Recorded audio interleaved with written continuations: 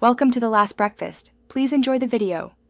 You start by confirming the lightning rod is in your inventory and charged. This matters because an uncharged rod does nothing. Once done, place it on soft soil within 2 tiles of young plants so strikes propagate to roots. Make sure the day has storm potential or use a storm consumable to force lightning. This increases growth chance and rare drops. You're taking action now. Don't wait for full maturity. The earliest strikes speed up cycles and seed rarity.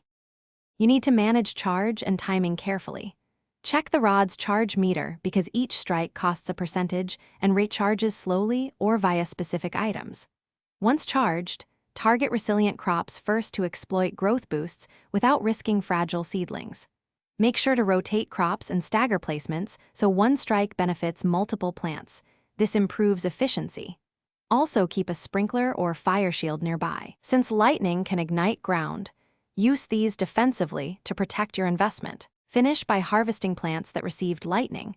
You'll get extra XP and a higher chance of rare seeds, so collect immediately to capture bonuses.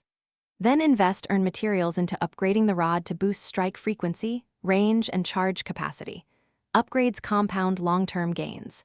If something goes wrong, soil burning, or lost plants, use a water kit to extinguish fires and wait the short cooldown before replanting.